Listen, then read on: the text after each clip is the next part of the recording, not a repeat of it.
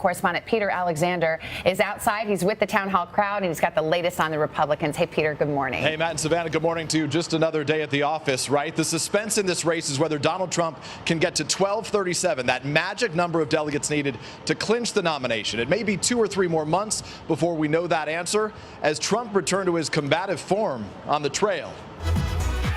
Donald Trump beaming with confidence. Being presidential is much easier than being the way I am. It takes much less energy. Again laying into the RNC. This whole thing with delegates is rigged. It's a rig. I mean, to me, even though they don't even count it, I'm winning by millions of votes. Millions of people have signed on to vote for Trump. Looking to run up the score in the next 5 Northeast and Mid-Atlantic states next Tuesday, Trump's now back to blasting Ted Cruz.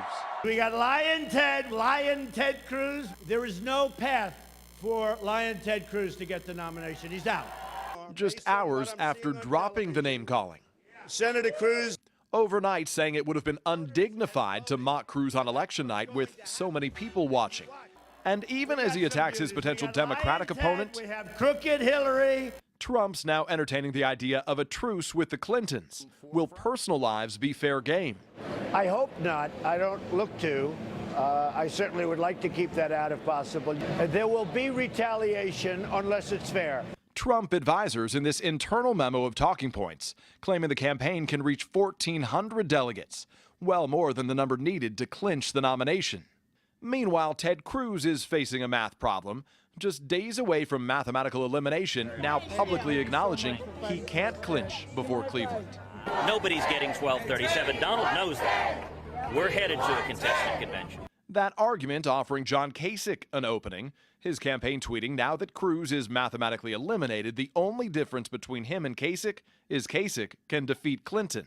The Ohio governor sounding irritated when asked about taking a VP slot. I'm not running for anybody's vice president, man. I'm going to be the nominee. Thank you.